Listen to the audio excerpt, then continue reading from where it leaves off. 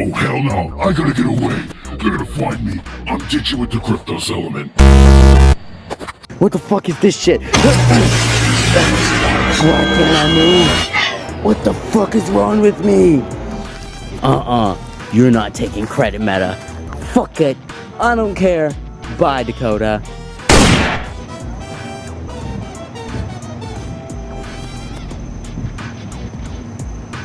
Here.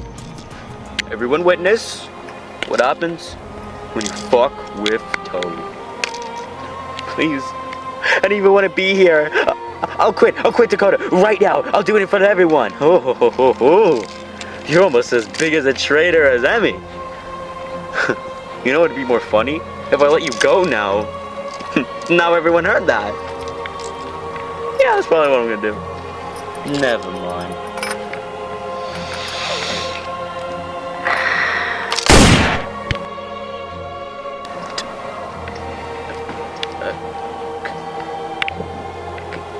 Guys?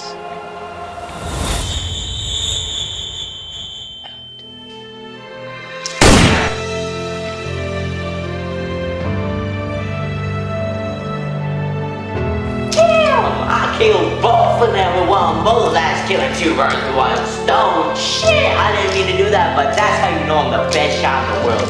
And Toe can't say shit about it.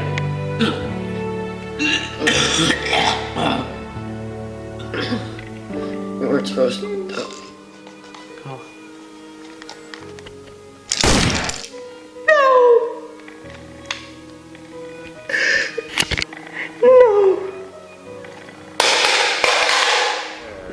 Oh, did your teacher ever tell you about contact clues? I never specified you pick who lives.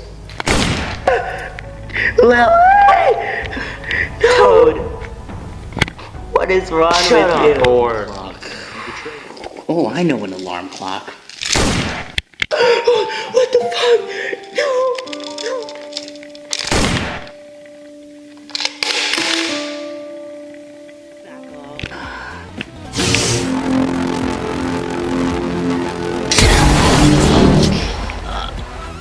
Shit, Corbin.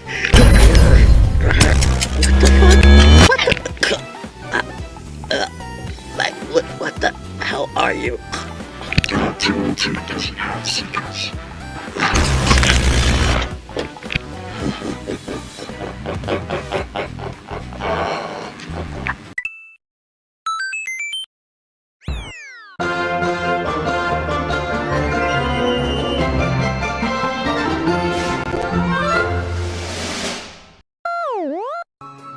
And you can thank that diabolical scene to, the writers of Gunpoint, which I am one of them. Nicholas is another one. He's not here to do this interview, and neither is Donnie. And Donnie really wasn't a writer, he was more just the voice actor of Donnie, so I feel like out of everybody, it should be me making this video. Listen, man. Gunpoint, what is it? It is a beautiful show created by yours truly and his younger brother. I don't think Gunpoint could have gone any better, which is an absolute contrast to the original Gunpoint, where it had many mixed reviews. At the time, me and Cameron owned Eva Productions, but since his departure, I had full control over everything, and my dumbass decided to give it away. But I gave it away in a sense that even though Donnie and Nicholas have a part and a share and a say, at the end of the day, if I don't like what they say, I can physically change that. It wasn't like that before. Gunpoint was something that actually was suggested by Phil to remake, and Seeker had a remake, and I was like, well, season 3 had a remake, season 1 had a remake, might as well remake season 4. I guess none of this really matters because this isn't an era of Peach Judy story. We're talking about Gunpoint, and exclusively the message behind Gunpoint, and I feel like the message was a collaboration between the original message that Gunpoint was trying to convey, and that's really funny because Gunpoint didn't really have a message. So this video is going to be both a history lesson about the creation of Gunpoint, original Gunpoint, and it's also going to be basically a message of what Gunpoint means and why you should watch it. Gunpoint has always been a great story of mine, and it's a story that I've beloved for so many years. The concept of seeing the downfall of a person has been used so many times in Peach Judy stories that I can't even count. Pichuta, during season 1 through 3, and then you see Tony, which was a big one, and obviously all of the Dakota gang. And what made the downfall so special is because it was slow. Like, it was super slow that you couldn't really tell till it got too bad, you know? I think right around when Toad got involved, you could start to realize the mistakes they have made and what they have done. So yeah. This video isn't a retelling of Gunpoint. That's going to be another video called The Entirety of Peach Judy's Story in canon order, explained by me. That will include Gunpoint in it, and I'm not going to do two of the same thing at the same time. So if that's not out, wait till it comes out. But if it is, just go watch it, because like this isn't a retelling of Gunpoint. I'm not going to start like with him. There was like a person named Dakota and his brother and Jaden and their house got exploded. Like, this isn't a retelling. This is assuming that you've already watched the show and know everything, and now you're just kind of looking at the behind the scenes and beta versions. So that's what this is. So basically, the tragedy of Gunpoint was to show people how I've always liked the idea of the domino effect or the butterfly effect. I don't exactly know what it's called, but it's like how something doesn't seem like it's dangerous at first, but then it is dangerous, and it's like, holy shit. If only we realized how dangerous this was before. And the idea of that was, basically, I mean, Corbin had this whole speech. I'll pull it up right here. Alright, everyone shut up. Because everyone's trying to throw blame at everyone, and it's all our faults. And I'm not talking about the museum heist. I'm not even talking about the Ruben & Co. heist. I'm not even talking about the ATM heist. I'm talking about the chips. You see, that was our first goddamn mistake. Stealing shit. Well, what the fuck was that? That one decision, that one night when we decided to go take chips from Walmart, that is what got Cameron killed. But I say we stop stealing and we take back what's ours. I say we go and fight for what's right. I say we go get Toad, we go get revenge, and take back Nicholas and Donnie. Who is with me? And yeah, basically that speech, basically what it did is, it just basically showed, because how he was like, oh, it didn't start, and the first mistake wasn't inviting Emmy or anything, it was Walmart chips, it was making the decision to be who they are, because like at the time, they were just stealing like candy bars and chips from Walmart. They didn't really think they would lead to the death of every one of them. The tragedy of Gunpoint is none of them got a happy ending, and even the ending of the bittersweet ending I gave Gunpoint was quickly smoldered and destroyed after the beginning of Detective Luigi Near.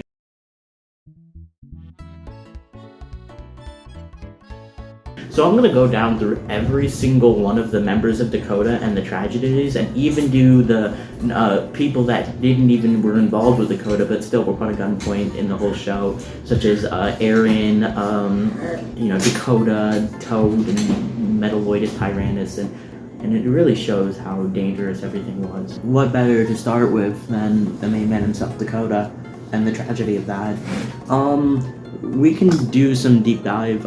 If you haven't seen Seeker and just seen Gunpoint, for starters, why? Those two shows go together like jelly and peanut butter.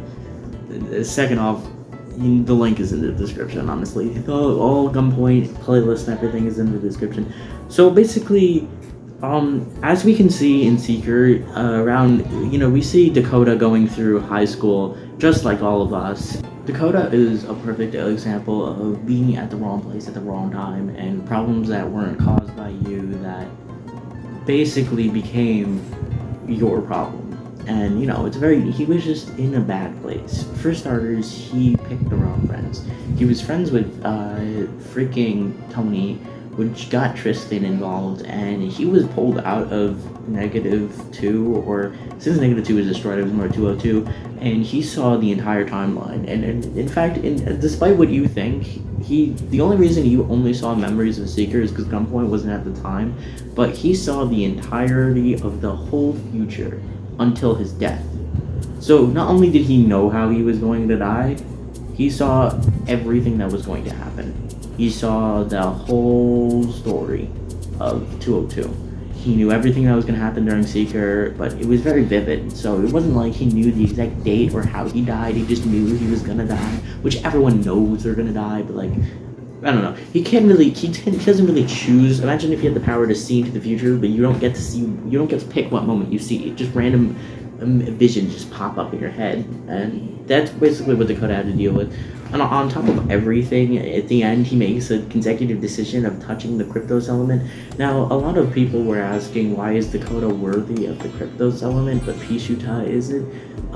The reason is because the Guild Demon is, for example, let me put it into words you can understand. When the Cryptos element was active like that, both Tony and the Guild Demon had their own kind of like alternate version of a Cryptos element. When they came together, they formed the purple Cryptos element. Like, for example, if you were to kill Tony, you'd get one half of it, and that one half isn't strong enough to have a worthy lockdown. So basically, the reason why Pishuta can hold the full green Cryptos element is because it's a full green Cryptos element. Tony's part was a Crypto Key. The real owner of the purple Cryptos element was Guild Demon, and it has been since 1666. Ever since it was given to him by Jacko. So Dakota got a hold of the purple Cryptos element, only seeing what Tony was able to do with it, but he didn't realize, he was like, okay, well, Tony was crazy, and I'm smart, and if I use these powers for me, I'm not going to use it to go crazy like how Tony did. But little did he realize why Tony went crazy, and it's because of these powers. Because he was like that, Guild Demon's next victim was Dakota. If you aren't aware of what Guild Demon's motive is throughout the entire series, it's to get someone to surrender their soul to Guild Demon, then he takes over. If someone were to just die, Guild Demon can't possess that body. They physically need to be done with their life and end their own life in order to give the Guild Demon control. And even if it's not to subset to the Guild Demon, but it's just to lose their own life willingly in their own way. Like, even if it's like, and it's not like a sacrifice. It's not like, I'm fine with dying to save my friends. Like, the Guild Demon would not get control if it was like that. They physically have to take their life and feel like there's no other option but taking their life. So it's not a sacrifice. It's not a sacrifice for the good. It's a sacrifice for the evil. So Guild Demon's just been trying to nag someone to death. That was literally his goal. We can see him doing this in Seeker. We see him doing it a little bit in Breaking Code. You can see how he did Dakota, but Dakota was more mentally stable than Tony was, which is surprising, considering everything he's been through, especially because Fillion and Dante and Co weren't the best parents, and they really only cared about money, and both Dakota and Jaden were both accidents. Fillion and Dante and Co are so absent that they're in like 10 seconds of the entirety of P-Shooty's story. That's how absent they are from Dakota's life. So he had to basically like raise Jaden, and it was difficult because like Jaden was annoying back then. And he constantly says, I really hope mom doesn't just end up leaving me with him, which is kind of a self-fulfilling prophecy because Toad bombs the family. Literally everyone in the Anko family dies except for like some offsprings and stuff. For some reason, Fillion and Dante left nothing for fucking Dakota, so he became poor and had no choice but to join Toad and his stuff. And he was doing shit with Toad, but like now it's full time. Because if not for him, it's for Jaden as well. And Toad eventually just gets like, pissed at Dakota, but Toad has some respect for a few people, such like Aaron, Grim Reaper, and Dakota.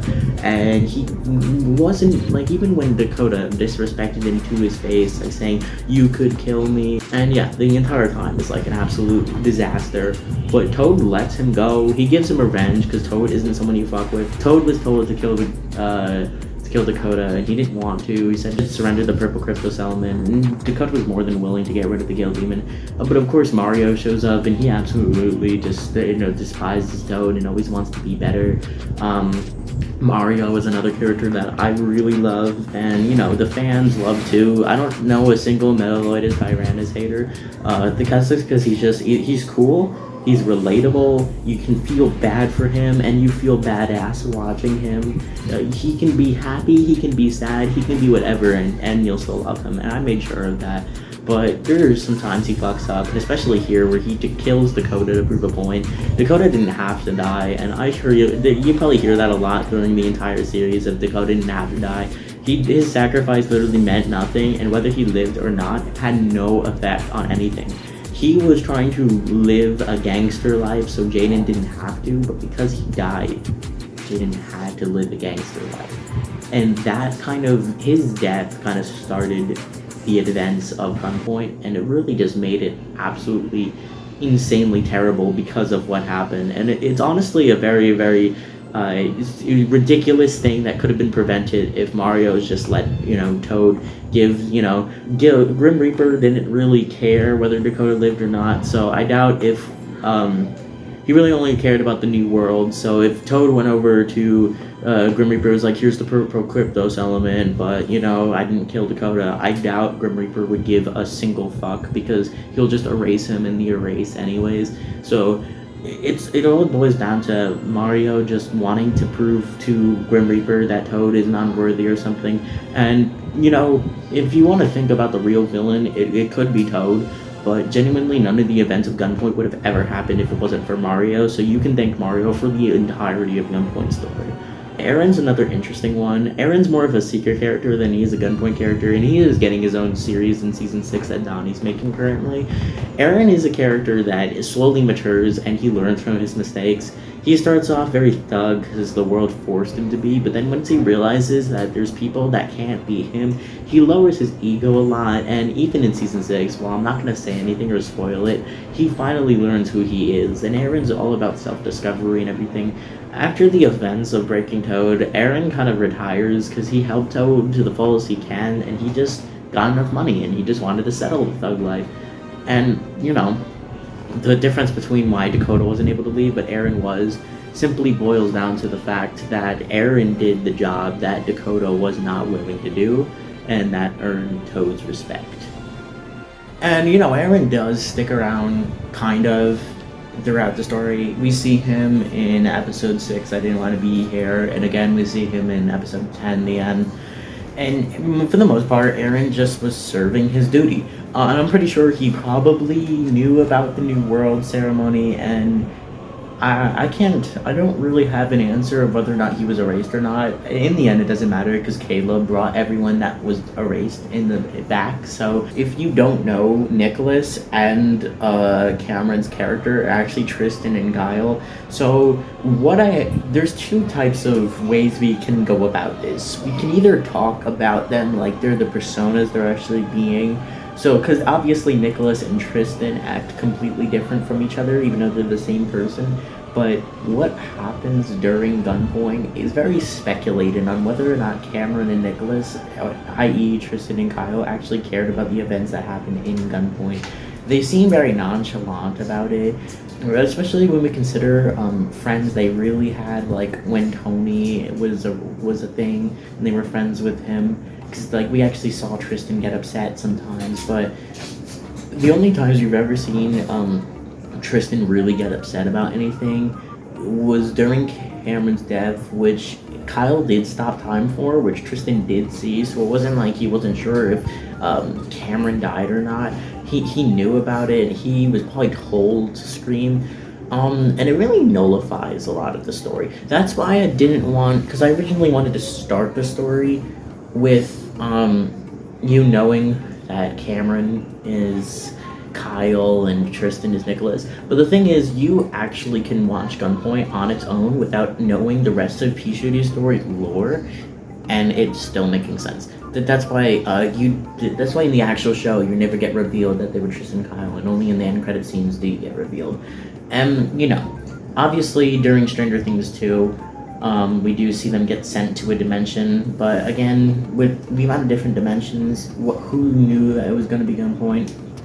I mean, there's obvious tells, like Cameron and Kyle were in the same exact shit, but besides from that, we're going to go off this assuming that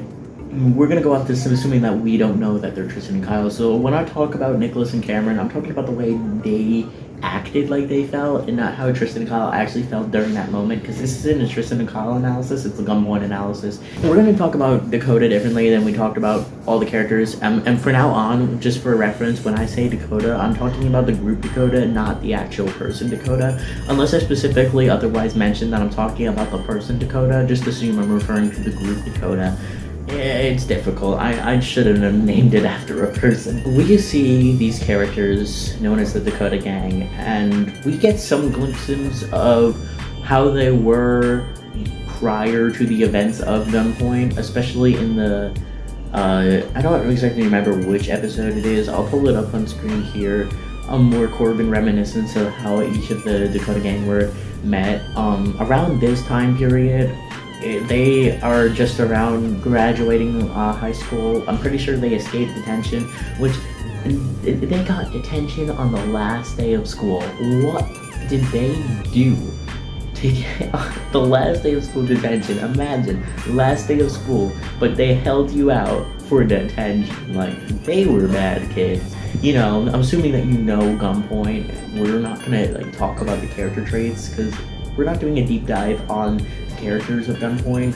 We're just kind of doing a dive on Gunpoint itself.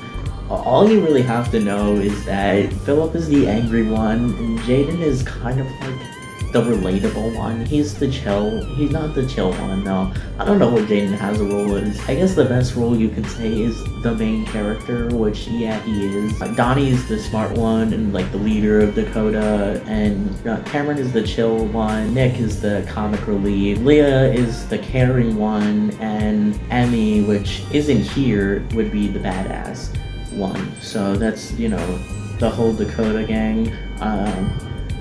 So yeah, basically we see all these characters, excluding Emmy, because Emmy doesn't appear till I think The Bad Decision. Yeah, that's what it's called. So basically, we're starting on episode 1. These characters, once they graduate high school, they get hit with a problem that most teenagers / adults have now, and that's, what do I want to be when I grow up?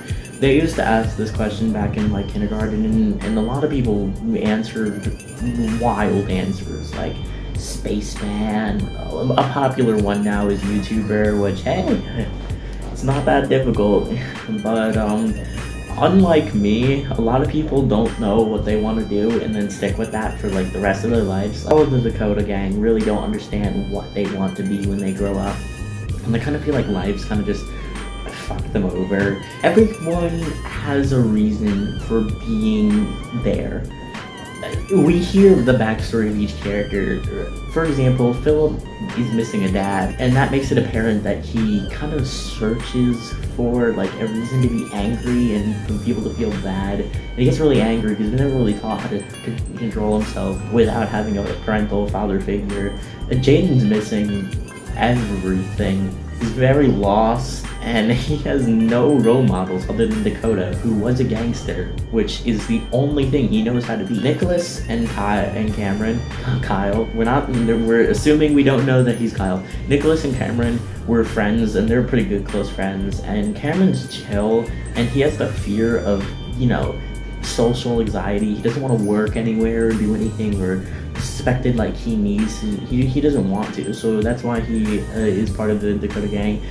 Nick is a stoner, and he knows that he is, and he knows that he'll never be able to hold a real job, and he knows that he's just going to cause other people problems, and he's never going to get hired anywhere. Well, Leah, her reason for being there is that in her entire life, and we hear this a lot, her parents constantly tell her that Philip is a danger and he shouldn't be dating and all that stuff, and all she wants to do is live a life with Philip. So whatever Philip's doing, she wants to do it too. Donnie, the last one, who's out of all of them actually has a future. Donnie is really smart and he can get a college tuition degree, but his parents kind of forced him to be a certain way, and they tell him, you gotta go to college, you gotta do this, you gotta do that, and it's just basic human nature to resist when people are telling you what to do. So basically, he could have had a good future, but because his parents pushed on him to be a certain way, he went the opposite direction and became a gangster.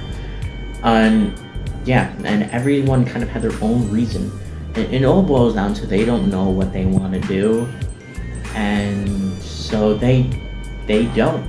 So they just try not to think about it. Now, they constantly go to the same Walmart and steal chips, and they find that as like their passing time. Well, specifically for this group, their hobby is to steal things. I get it, the thrill of being chased, it's fun. It's why a lot of people go to like horror attractions, or a lot of grown-ups like playing a manhunt, pretending like it's not hide and seek in disguise so they don't get embarrassed.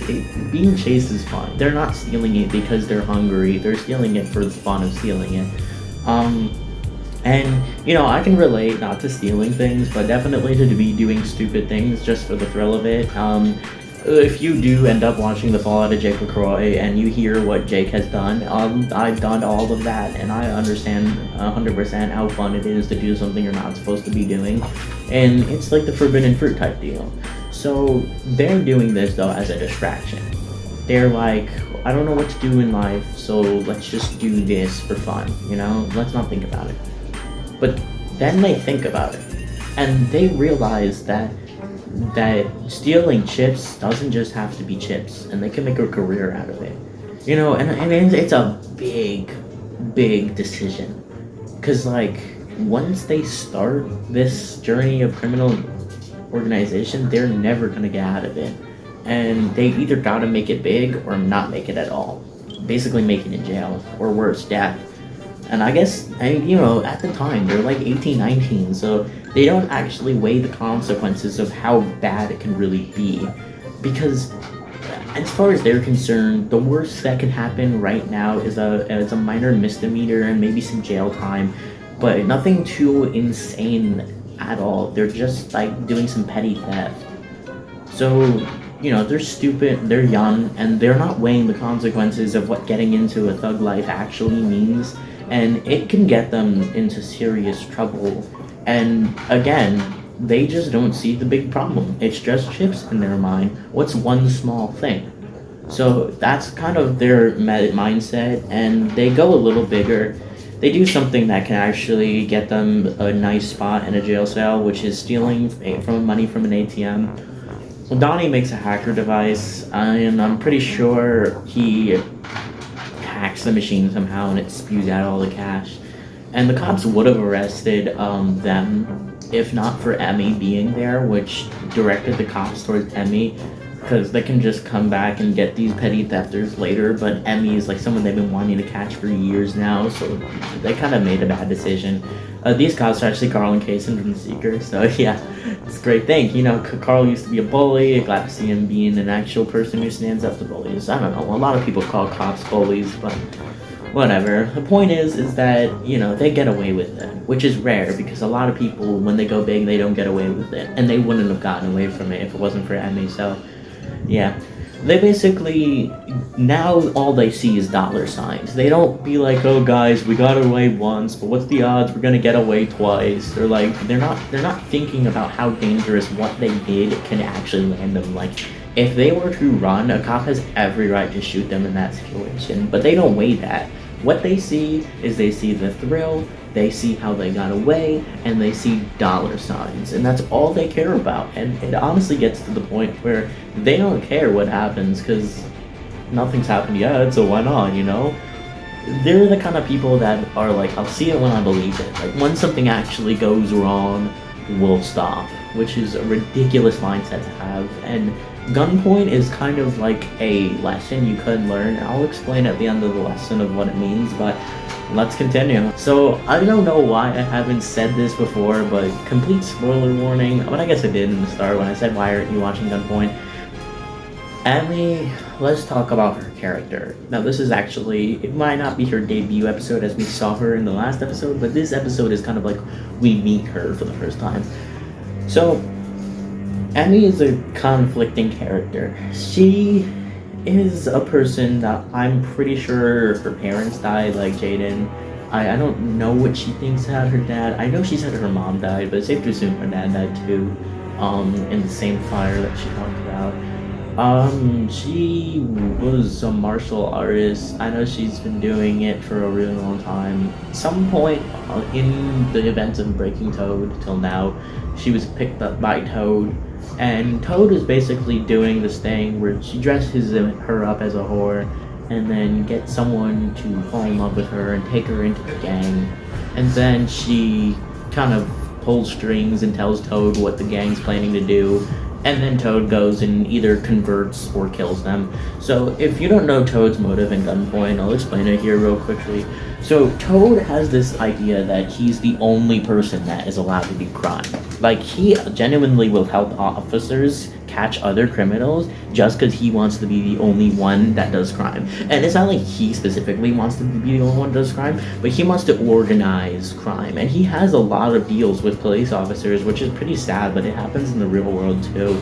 And it's just like, if you're like doing theft and Toad isn't getting some sort of profit out of your work, he's going to come up on you, and he's going to tell you either join the Red Elks, his gang, or stop doing what you're doing. He isn't going to kill you unless you disobey him. Like, if you just stop, you say, okay, I don't want to join you, Toad will be like, that's fine. And then you just go on your own.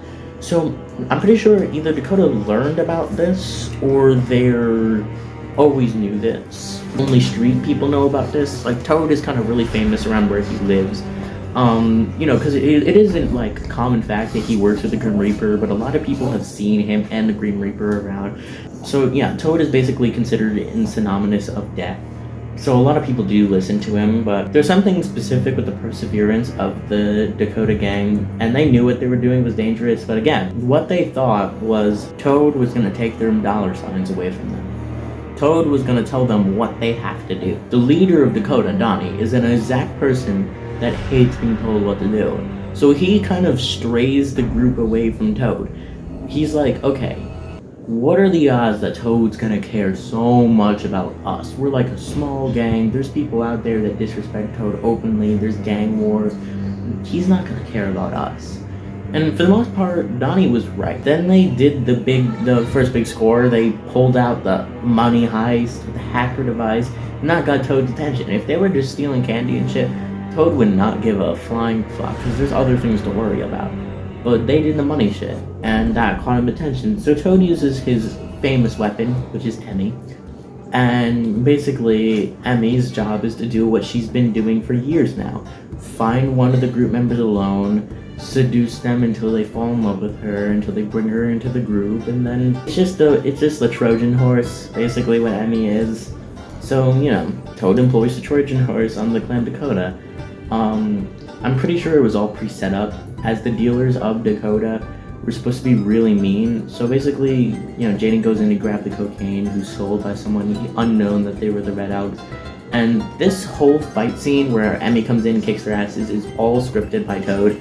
He knew this whole plan was gonna work because like, no coke seller would like rob you from like Toad's idea, because Toad is a very, very famous coke and methamphetamine seller, and he has pretty high demands. You give him money, he gives you your shit, no catches, and that's Toad's whole motto, and that's why he's it's why he's the best person to go, because of Aaron's recipe, number one, and two, the fast and quick and safe transactions that he offers.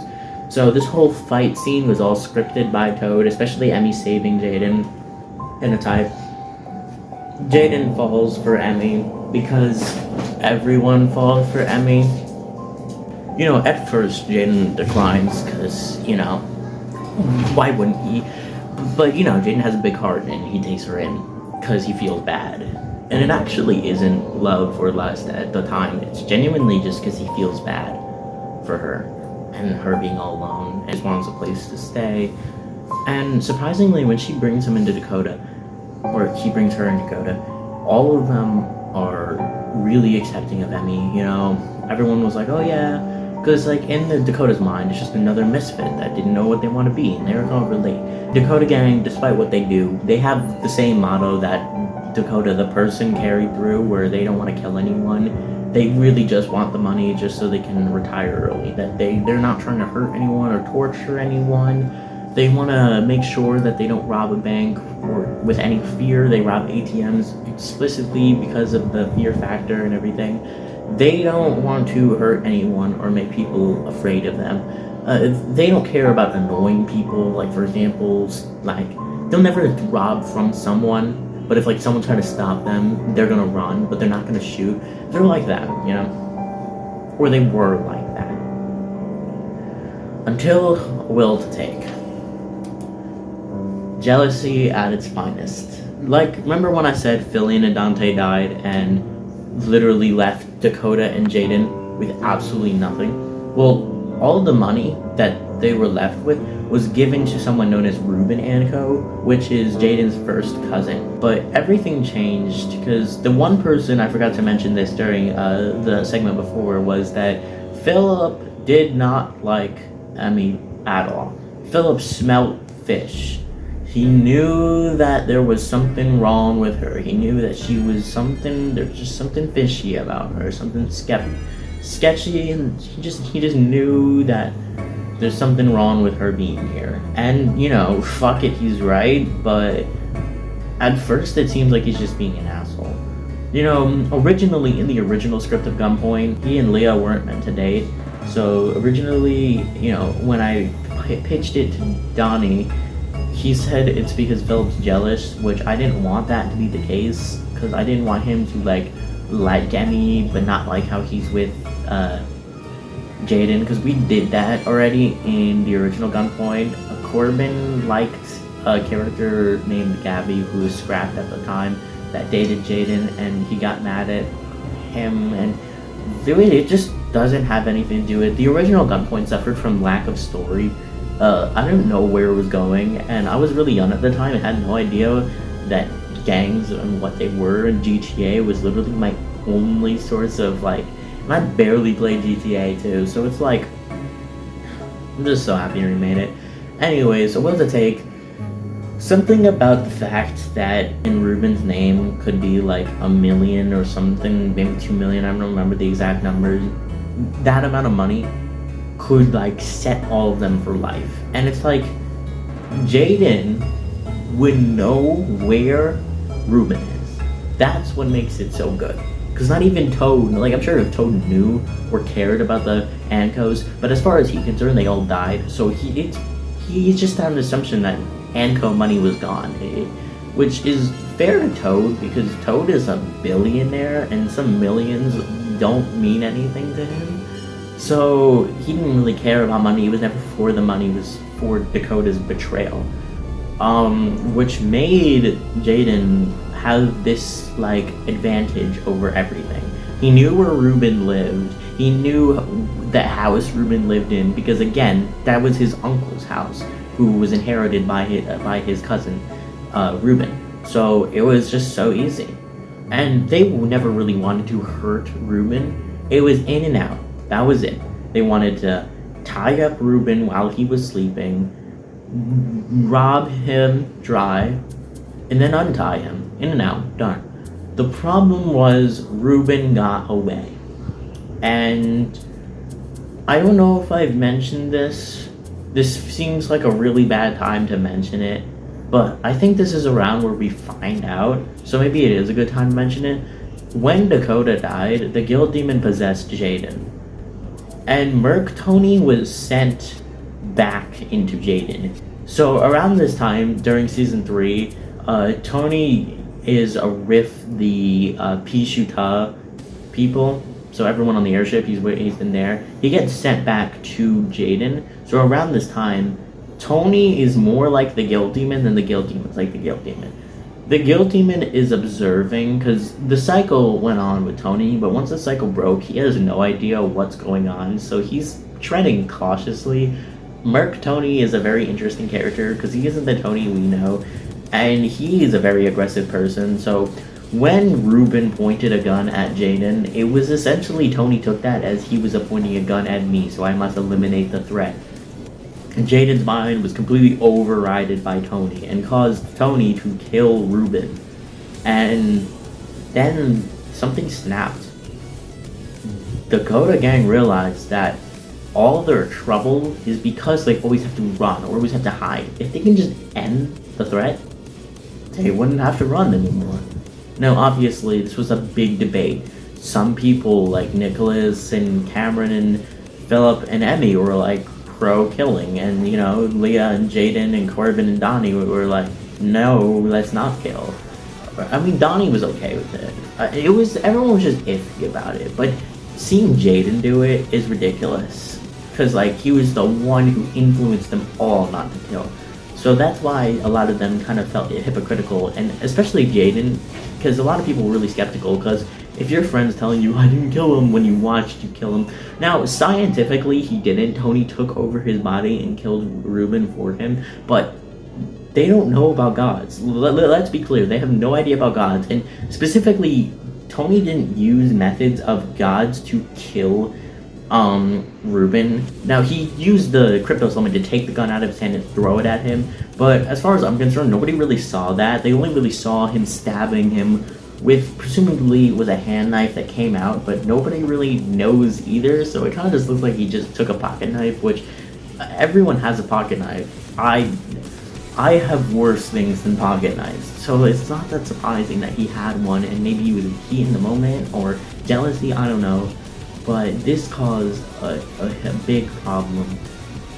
They were now in a stalemate, because while they were all rich, do they want to retire? Because then it was back to that question, what now? Like, why retire? And just, what, die? This was what they were meant to do. So they kept making these decisions to go bigger and bigger and bigger. So it was go big or go home. So they went big. But instead of accepting that they won, they just kept playing the game. And sometimes, if you rolled a dice that had a 99% chance of saying good job and a 1% chance of saying bad, and you kept rolling it again, eventually you'll get bad. And that's when we move on to episode 6, I didn't want to be here. So, public knowledge gets out that this new, museum is opening, and it actually holds Tony's half of the Kryptos element. So if you aren't aware, Tony lost the Kryptos element once Dakota died, and Dakota's part, he had both of the Kryptos elements. Dakota took Tony's Kryptos element while Guilt Demon was kind of walking around, but when Tony's Kryptos element died with Dakota, somehow the museum got it. The reason Tony was still able to use the powers is because he was still feeding off of Guilt Demon's Kryptos element, whose Guilt Demon is holding tightly to his Kryptos element. He never really loses that kind of shit. The only time we've ever seen Guilt Demon without his Kryptos element is when he willingly gives it to the Grim Reaper, which that's pretty clean record. A lot of people end up losing their Kryptos element, like even Luigi, someone who really held on to that shit, has lost it before. Guilt Demon has held it since he was given it to him, since he was earned it by Jacko, until he gave it to his brother Grim Reaper. And it was just like, a lot of the Purple Kryptos element is a very confusing character. Tony and the Guild Demon are also extremely confusing, but they're meant to be confusing. And if you sat down and I explained to you how Tony, the Guild Demon, and the Purple Kryptos element all work, I'm sure you guys would make some sort of sense of it. But specifically for this era, we're not going to talk about it, since while it is matter in Gunpoint, I feel like that should be more of a Genesis or even an absolute beginning type deal talk, but not Gunpoint. But anyways, listen, not even the Grim Reaper himself knew that this crystal was a Kryptos element. Now, if Grim Reaper, if Toad knew it was a Kryptos element, Toad would have absolutely fucking destroyed the Dakota gang here. But specifically because it was disguised as just a crystal, Toad didn't give a fuck about the crystal. All he cared about was the betrayal. So, they made an idiot decision. They took everything. They were like, if Toad's not going to be here and he's not going to show up, let's just steal everything. Now, I don't know why Dakota made this decision. Even as a creator, they had this whole plan about being cautious and only pecking off of Toad's winnings, which is already stupid enough, but then to make the decision, it generally boils down to greed and the feeling of invincibility. Dakota has been doing this for what's now months with zero repercussions, no close calls. They thought they were invincible. They could have been caught much earlier if it wasn't for Emmy's executive decision. Unlike most connections that Emmy falsely makes with these people that fall in love with her, Jaden didn't fall in love with her because of her body or her, badassery or anything. Jaden fell in love with her for her, and Emmy was being genuine with him. So she betrayed Toad. Didn't tell him. They almost got away. If they drove away and didn't focus on the chain, they would have completely stole the crystal under Toad's nose and he would not have found out. If Emmy did her job any earlier than now, than when Toad found out, every single member of Dakota would have been caught in the act before they even took the crystal. But Abby didn't. She hesitated. Now, the reason she hesitated is because JR from another timeline time traveled and told her to hesitate. But again, we're not talking about innocence. We're talking about Gunpoint. So we're just going to assume she hesitated because she felt like it. Because that's what she thought, because JR tricked her mind and all that stuff. But we don't care about that. All we care about is Gunpoint right now. She hesitated, and this was a complete betrayal by everyone on every side. Not only did Dakota operate under Toad without Toad knowing, Dakota stole something that Toad was planning to steal, and took everything Toad was planning to steal. Like, the amount of balls, like, I'm sure Toad had respect, and one of the reasons he didn't massacre the whole group was because of the respect. In fact, I'm pretty sure Toad gave them a chance to join before killing Cameron.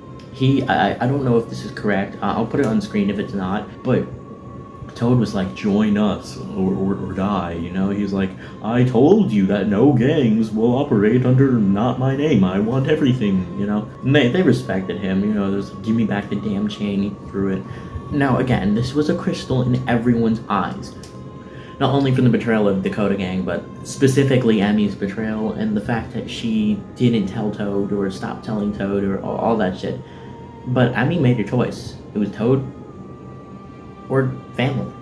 People she can call her friends and boyfriend. And she chose his fiance. You know, not even boyfriend. I'm pretty sure either it was next episode or in prior episodes. It wasn't important, so I didn't mention it. Jaden and Emmy got engaged. I'm pretty sure he proposed to her or something like that. So Emmy would have just one night stand the guy until she couldn't stand him anymore and told Toad, but Emmy accepted everything. Emmy went on dates with Jaden and proposed, you know. She said yes. So it's like, at this point, Emmy's just so done. She realized what she's done is wrong. Emmy got a taste for what family felt like.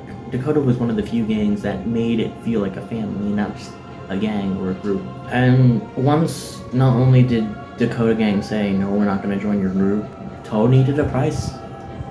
So, Toad took a life. Now, edit, Toad thought he took a life. He killed Cameron. Now, from everybody else's perspective, Cameron died here. They never saw that Cameron became Kyle. They never knew, and all of them died.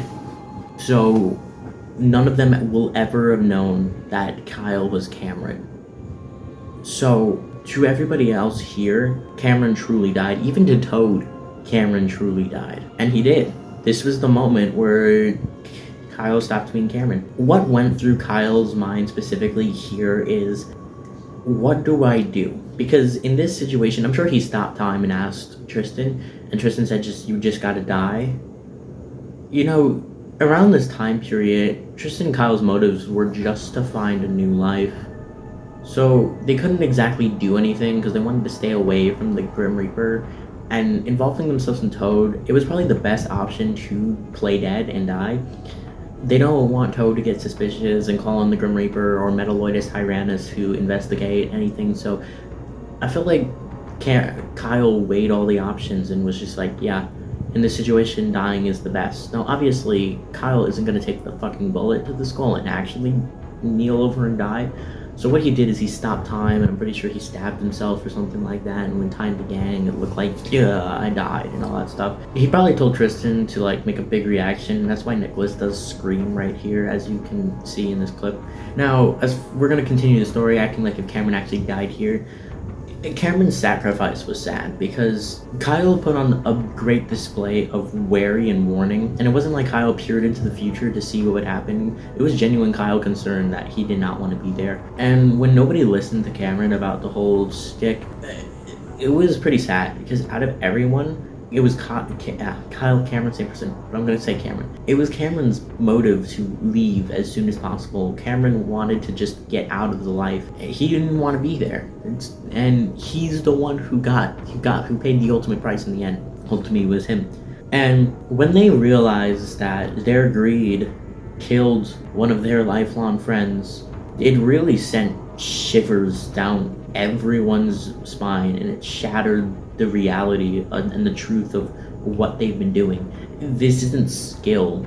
Every single time they've ever robbed, they flipped a coin, and it was a 50-50 chance of it going well or going horribly wrong, and they were just lucky. But you can't flip a coin with Toad and win. You can't. So, that wasn't it. Philip challenged Toad to a fight here, and Toad whipped out the chain. Now, for everybody asking, how did Philip not get antipathium poisoning? Around this time period, Toad's chain wasn't made out of cat alien robot metal. That happens around Genesis's time period. So the reason Philip was able to survive was because it was just gold. Gold is still pretty heavy, and it did a lot of damage to Philip, and it messed up him here, and he was already messed up here, but it was like really messed up here, and this caused the events that eventually got him and Jaden both killed in the end of the day. So because of that hit to the skull is what made him, he got brain damage and severely, but he didn't have antipathium poison because around this time period, the chain was just made out of gold. It had no cat alien robot metal, aka antipathium. For all of you newbies who do not know Peach Shitty Story lore, antipathium is a metal that is made by, I'm pretty sure the ancient humans that used to roam Earth before humans now, the ones who created the cat alien robots. Every single car is made out of the antipathium metal. A car equals cat alien robot. This is just for people who are watching Gunpoint and haven't seen the Peach Shitty Story. Basically, antipathium is an unbreakable metal. Metalloidus Tyrannus' suit is made out of it, and it's a highly poisonous metal. If it was to get in your skin, you die in hours. Antipathium is an injection that you can literally take and you'll die in hours. So a knife made out of antipathium, one stab, you're gonna be dead in a few hours. So a lot of people did ask, why didn't Philip die of antipathium poisoning? And no, it's not because of he had plot armor, it's just because Toad genuinely did not have access to antipathium around this point in time. I just feel like I needed to clear it up, and what better place than right here. All of the Dakota gang right here find out about Emmy's interworkings with Toad and the Red Elks, and they realize, holy shit, she just betrayed us. And Philip was right this whole time. Now, Philip isn't a person that's like, I know I'm right and like, we need to get out of here. Philip is a person that will sit back despite everything and just laugh, being right. And it's genuinely a flaw that he has, but literally everyone in the Dakota gang had a flaw. So I'm pretty sure around this time, Tristan was just non-stop, he was told by Kyle, so to non-stop like being upset about it, just screaming, crying about it, only because Tristan wanted to act like this. So basically, we're just gonna assume that we're unknowing that Nicholas is Tristan, so we're gonna just talk about it from this perspective. But I do want to shine some light on the opposite side of the story, the way Tristan and Kyle perceived it, just so we can have an inner looking at who they are. But for now on, we're just gonna think about what Nick was conveying, even though it wasn't what actually was happening. Nick just lost his greatest friend of all time. He was absolutely livid at the group, and he felt like it was his fault, because at the end of the day, it was really Nick who took the chain, who made that decision, who didn't listen to Cameron's constant pleads of, let's get out of here. And he felt entirely responsible for Cameron's death. And this just pissed off Toad, because he would not shut the fuck up. He smacked him, knocked him out. Around this time period, he also realized how dangerous Donnie would be, and it was just a bunch of things. He wanted to convert Philip. He wanted to get Donnie out of the way, because Donnie was just a very dangerous person, because he was this only one that was actually making Dakota a formidable enemy. And Nick was just knocked out, so we couldn't leave him there. So he took Nick and Donnie. He couldn't care less about Donnie. He knew Donnie was stubborn and wouldn't join, and Nick was just Nick. So at any point in time, Tristan realized that this is the best way to, because at any point in time, Tristan could have easily stopped Toad from hurting Nick or hurting himself, but he didn't, because he knew that this would lead to death. And since he doesn't want to live a life where he has to pretend that Kyle's dead, he wanted to join Kyle. So Tristan kind of just let Toad capture him, and he was really insistent on dying. Now, he portrayed this like Nick wanted to die for Cameron because he felt like he caused Cameron's death, but in reality, Tristan just wanted to join Kyle. He wanted to find a new life with Kyle because this Gunpoint shit just didn't work. And yeah, either interpretation works, that Nick wanted to die for Cameron or Tristan wanted to die for Kyle. It's genuinely genuinely the same thing. They just have different reasons behind them. And what ended up happening was, yeah, it did. Jose was instructed to kill one of them. And Jose chose Nick. Donnie jumped in front of the bullet and got shot, but Tristan was unfazed by this, and he needed to join Kyle. He needed to. So it was ridiculous that Donnie foiled his plan. So he made Jose believe that the bullet went through Donnie and hit him, which is completely not the case. Before the bullet even fired, Tristan stabbed himself to die, essentially, and then Donnie jumped in front of the bullet, causing both of them to be dead. Now, Donnie's perspective, he tried so hard to save his friend, and it didn't work. You must have been fucked up thinking about that, because Donnie just jumped in front of a bullet, ending his own life for a cause that, in the end of the day, it still killed Nick. So he just died for nothing. The absolute tragedy that Donnie must have felt in his last moments were ridiculous, and it honestly conveys Tristan's selfishness of not even secret healing Donnie for any reason. Now I get it, secret healing, it would set off the alarm of the fact that there is a seeker in the vicinity, but at any point in time, he could have stopped time, made like Jose trip, and unbeknownst to him, like healed Donnie or for some way. I don't know. I get why Tristan didn't help him, but again, it was ridiculous. Maybe he could have waited till Donnie officially bit the dust to become Tristan again before getting, but the amount of selfishness it was to die in front of Donnie is ridiculous, because Donnie's absolute tragedy was Donnie's the first death in this series that wasn't Tristan or Kyle, because at the end of the day, after Cameron died, Kyle was still alive, and after Tristan died, after Nick died, Tristan was still alive. Donnie, his story ended right there. That was it. He died. He's not coming back. He wasn't a secret character. He actually died right there. And you must have thought that his life was ended at 22 years old to save someone that died. His sacrifice meant literally nothing. And he died. It is horrible and upsetting to think about. That was it. And it's an absolute tragedy. It's terrible. But on the other side of things, the people who got away, Philip was just done. He was right about Emmy. He didn't want to take the chain. He was kind of hesitant of doing it. And it caused the death of everybody. They weren't sure, but they kind of knew that Cameron and Nicholas and Donnie were going to be gone. Like, they knew Cameron was gone, obviously. He died in front of their face, but no one gets captured by Toad and makes it out alive. So Philip doesn't ever want to see Jaden again, so he takes Lily, who agrees, because Lily kind of knew about it, but he didn't know about it. But when they realized what happened, Lily just wanted to get out of this idea. And, Philip kind of manipulated Lily into believing that it was Jaden's fault for everything, which is absolutely devious. And Lily understood, and Leah was kind of forced to go with Philip too. And during this time, Philip was successfully able to move Leah and Lily somewhere else, but Philip also got himself captured off screen by Toad as well. Toad saw the rage and the passion for Dakota, and he realized that Philip was different than the rest of them. He knew Emmy before anyone else knew Emmy. And this is another thing here. So yeah, basically he completely did not care if they lived, they died, he just wanted to be proven right. And that's just who Philip is in this story, is a person that just values that ultimately led to their death, and Philip's is absolutely zero compassion. Like, he cares, but he can't show it, and this gets him into a lot of trouble when he makes snarky comments at things. But it was this lack of compassion and sociopathic behavior that caught Toad's interest, and maybe if he can convert Philip into a red elk, he'd be a very, very, very big earner. He can actually be a good pawn that Toad can use. So Toad captured Philip and gave him a cell. There's no better way to explain it to him. Toad just left him in a room and made sure he had food and butter and every medical attention Philip would ever need to survive in there, but he would never leave, never see the sun ever again unless he became Red Elk. And Toad would know if Philip was just saying, I'll become a Red Elk and then get out of there and leave. Like, if you wanted to be a Red Elk, you gotta make it genuine.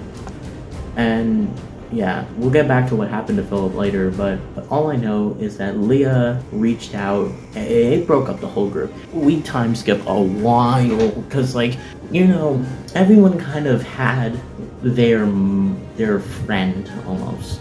Because Leah and Philip had each other, Emmy and Jaden had each other. Corbin had no one. And this was an absolute tragedy for Corbin, because while he was able to retire with more than enough money to live 7 lifetimes over, he lost what meant life. He had all the money in the world, yet he didn't have Donnie, he didn't have Philip, he didn't have Jaden, he didn't have anyone.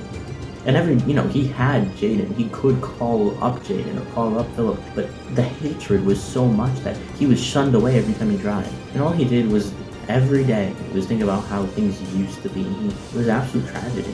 It was terribly upsetting to see Corbin, which was one of the most happiest people, absolutely and utterly depressed. Now, eventually, when I did say Leah reached out to Jaden, it was the Get Back Dakota, and it was a futile attempt, but they all teamed up and were back together. They called up Corbin, and they were like, okay, we gotta save Philip. And they did. Well, they tried. Emmy was captured, Jaden was captured, and Corbin and Leah were able to escape by the tips of their hair. Like, it was so dangerous how they were able to escape. But Jaden used Tony to persevere through all of the forces of the Red Elks and was able to manage to get to Philip, who at the time was, this was a long time he was captured. It was like months and months went by. He was insane, not only for the amount of months he spent alone in darkness, it's also from the blow to the head from the chain. He was gone. The Philip that Jaden knew died a long time ago. And, once Philip got a hold of the gun, he wanted to kill Jaden, but instead he wanted to kill himself. Now, Toad told Philip that Lily was there when Lily wasn't there. And in Philip's head, if Philip killed himself, somehow Toad would hurt Lily. But if Philip were to get someone to kill him, nothing would happen to Lily. So Philip wanted Jaden to kill him. And obviously this was a huge, problem, because again, Jaden never wanted to kill anyone, and he lost a brother already, and has already lost another mother. The last person he really had was Emmy or Philip, and he didn't want to lose either of them. But he unfortunately did, because Philip threatened, if you don't kill me, I will kill you. And this was a huge tragedy, because Jaden was brought up to a thing where if he didn't kill this person, he would die. Now, under any other circumstance, he would die a million times over than killing Philip. But he thought about Emmy, and he thought about, if he died, who does Emmy have left? Everybody else hated Emmy, including Toad. So he killed Philip. It was a ridiculously hard decision, but he killed Philip. And this was an absolute tragedy. It was terrible to see someone that was your best friend since practically birth to have to murder them, to see them in such a state of mental disorderness, to the fact that the person you're looking at isn't even your friend anymore. It was horrible, because he not only thought of what he thought of what Lily must have thought, because it was a self-fulfilling prophecy. Now, in the end, it wasn't Jaden who caused all of this, but if Lily knew that he was the one who killed Philip, it further solidifies the hatred Lily has towards Jaden, which practically was her own son. And it was so fucked up, but he did it. He protected himself and Emmy and killed Philip, because in his head, Philip was already dead. The person he's standing was a husk of a man of Philip who used to be. Now, Toad did not take this lightly. Toad actually captured Lily this time, not lying about it, and Emmy. And Toad, out of respect for Dakota, let Jaden he wanted to kill one or the other, because they were just useless. He was going to use Jaden as a Project Philip. He was basically going to use Jaden as a replacement, make him go crazy till he joins the Red Elks. But he wanted to get rid of Lily or Emmy. They were useless. So out of respect for Dakota, not the gang, but the person, he let Jaden have 24 hours with one or the other, Lily or Emmy. Now, in the end, Jaden is a mama's boy and picked Lily. And Toad does an absolutely diabolical thing and says that he never specified who he gets to pick to live and kills Lily. And his goal was to make the other person hate Jaden, but it didn't work. It would have worked with Lily, probably, because if he picked to spend his last moments with Emmy, and she killed Emmy and he had to spend with Lily, Lily would have been, you killed Philip, you started all of this, and now you were gonna kill me. I guarantee you Lily would have done that. Now, for all the people who hate Lily for this, just remember that she was a single mom her entire life, then was bestowed the burden of Jaden, and then watched the whole family fall apart due to drugs and gangs and all that stuff. You can't really blame her. She was just as sick as Philip. But Emmy understood what it was like to feel betrayed, and she, when Jaden took Emmy in, that was it. There was nothing that Jaden could do that Emmy didn't already do that's worse. So she didn't even feel any sort of anger towards Jaden because he picked his mom. And they spent their last 24 hours together. It was upsetting. Imagine, you know that this person you love so much is going to die tomorrow. You guys were going to get married, but instead, they are going to die. And as the man of the relationship, there is literally nothing you could do to protect your woman, and she is going to be dead. It's a horrible, horrible thing. Now, Toad goes in the room the next day and doesn't even wake her up for her death. He just shoots her in her sleep. Why Toad does this is unknown. I think he was just tired of the torturing. And yeah, he honestly scraps the project of having the Project Philip basically and having Jaden replace him. He just gives him the gun and says, just kill yourself or just shoot it. I have no purpose of this room or this house, and we're moving locations and all. And yeah. Now, Tony wanted Jaden to take the gun and absolutely massacre everyone, but Jaden was just done. His whole friend group died. He killed his best friend, got his mom killed, and his girlfriend killed in front of him. Or at this point, wife, because they never got married, but they were going to. And he just does it. For the first time in Guild Demon's life, he had to do absolutely nothing. He never nagged Jaden once, and he was surrendered. He killed himself. He was done. Just like that. Jaden was someone that had so much strength and will. He persevered through everything. He lost his parents, his brother. He got new adopted parents and lost everything and still persevered through all of it. All he had left was Emmy. He still persevered. Do you realize how tough Jaden was? But Toad broke him. Toad can break anyone.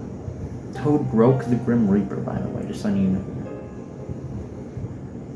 And Jaden killed himself. All the strength. To see someone so mentally strong kill themselves. Suicide is a terrible thing to do to yourself, but Jaden had no one left. Obviously, this pissed off the Tony program, but Guild Demon was happy. Now, as far as we're concerned, Guild Demon and all that has nothing to do with Gunpoint, but I guess I will mention here, Guild Demon teleports to 101 after the death of Tony. Or not Tony, after the death of Jaden, and it just steals the body. So if you ever see Jaden again, it's Guild Demon in the body. Now, the final chapters of Gunpoint. Like I said, Corbin and Leah escaped the mission to save Philip. They were the last ones left. And they realized what they have done. They're never going to do anything again. They just want to run from it all. They want to run from Toad, run for their lives, but they're going to run together. Because ultimately, in the end, even after Cameron's death, if Dakota stuck together, no one else would have died. It was terrible to see how everybody died. And Corbin was right. They made so many bad decisions. So, they lived life. It was an ending. It was a bittersweet ending. It didn't end with... It ended with a lot of death. And it was very sad. But the ending kind of sparked hope.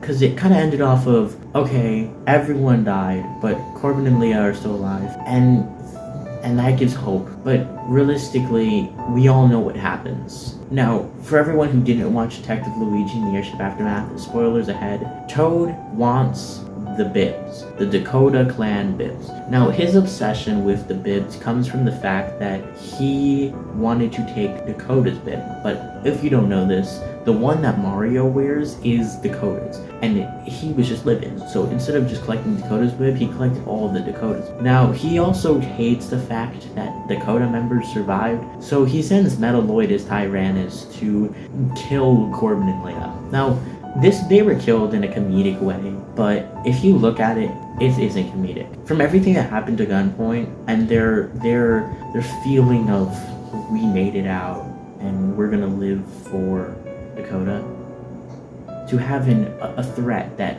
no matter how many times, there's nothing they can do. Metalloid Tyrannus is a seeker robot giant thing. That what were they going to do?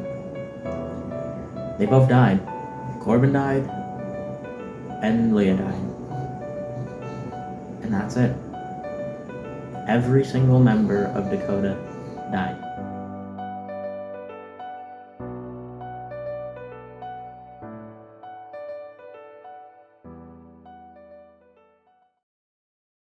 So, okay, let me bring up the mood a little bit. Now, just to let you know, Gunpoint was written by me. So, what happened and the characters, the way they reacted, was written by me. Me and Nick had so much fun writing Gunpoint, and it was an absolute wild thing to think about. Gunpoint remains to be the highest rating film we've ever created. Everybody loves Gunpoint more than anything else. I think Genesis will take the top, and I think it has already by the start of this video.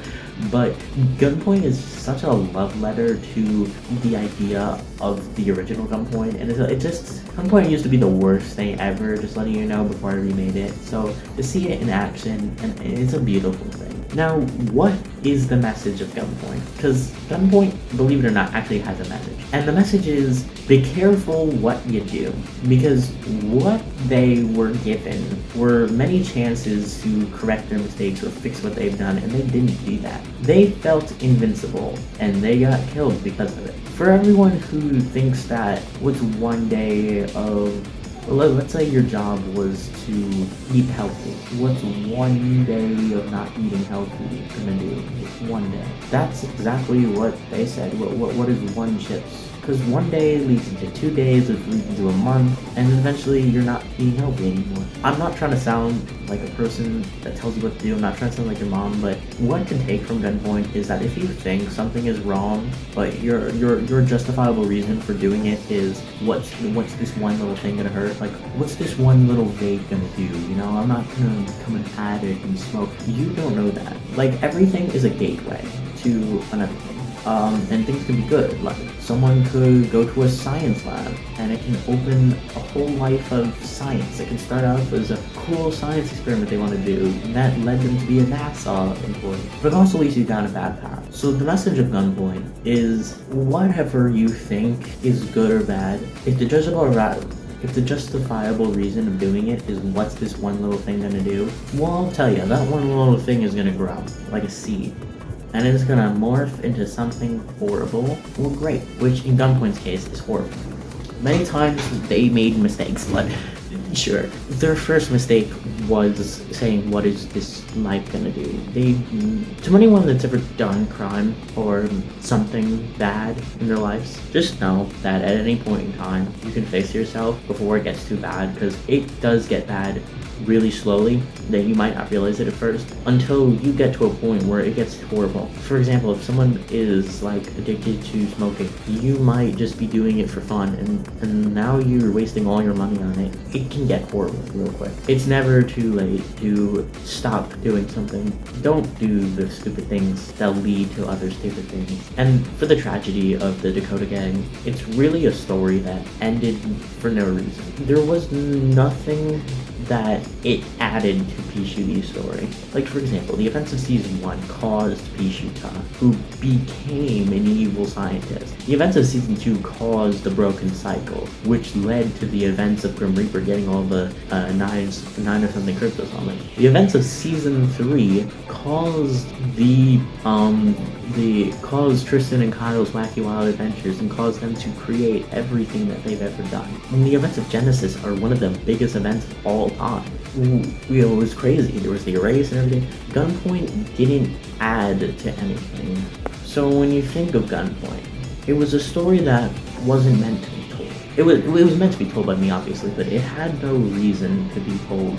Everything was just a huge domino effect that just led to horrible and giant tragedy. At no points in Gunpoint's story was there hope, because it was all inevitable.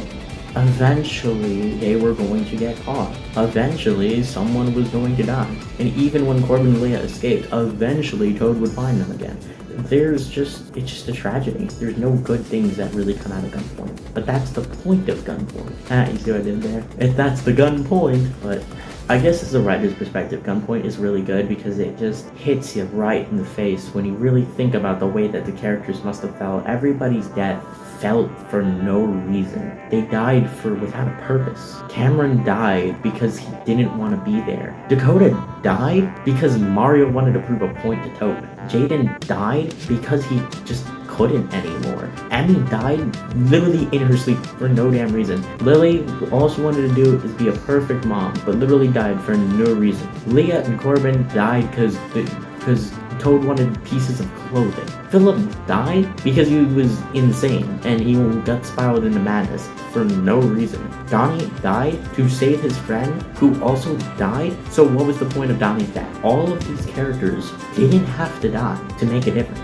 Some characters' deaths are acceptance. Like, Grim Reaper died because he had got what he deserved, and it felt like closure. When David died, he died because he felt like that was what he needed to do. Plenty of characters die, but Gunpoint characters didn't have to die. Their deaths, they meant nothing whether they lived or died.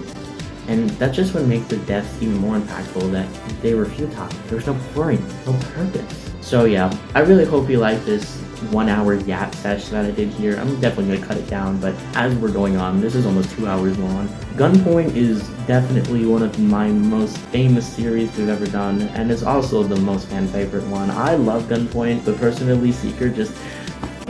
If you guys want to hear the tragedy of Tony and DeVito, I'd love to make that story, because Seeker is just a great series and I love it. But I really feel like that out of all of the things I could be talking about, like, especially there's many tragedies. You can do it, the tragedy of Metaloidus Tyrannus, this was a really good one. But Gunpoint's tragedy was different because every other tragedy we can talk about, like Metaloidus Tyrannus tragedy or the tragedy of Pichuta or anyone, they end with closure. They end, Mario eventually becomes rehabilitated and joins the group. Same with Pichuta. The tragedy of Dakota Gang was because there was no closure. They died without a purpose, and that just made it even more of a tragedy. So yeah, I hope you guys like this yap sesh. Big thank yous in the comments for Nicholas for helping me write this story. He did an amazing job of making the heists and everything that happened. Amazing job for Donnie for conveying the Donnie character. He added so much to it, and I'd appreciate if you thank me too. You guys don't have to, but I kind of read this whole story and edited the whole thing. And no, I'm kidding. But if you want to, I don't really. You can if you want. But thank you for guys watching this whole thing. I really hope this wasn't boring to you, and I really wanted to tell this like a story. Again, this isn't supposed to be a retelling of Gunpoint. I'm gonna do that when I do the retelling of everything that happened in Pichu's story in canon order. This is just supposed to be like a lesson of what did happen in Gunpoint, and yeah, I'll see you guys in the next video. Wait. Wrong outro. No, this is a skit, and I could have just edited in the right intro or outro, whatever it's called, but I genuinely edited this because I was hearing other side in the background, which is tend to be, if you don't know my second channel, The Boys. We use that as the ending screen, so I was playing it just for background music, and I thought it was a Boys video. This is just a skit, but I thought it was funny. Anyways, play that real intro. You know, the one that goes da da da da da da dun dun da da dun da da dun dun da da.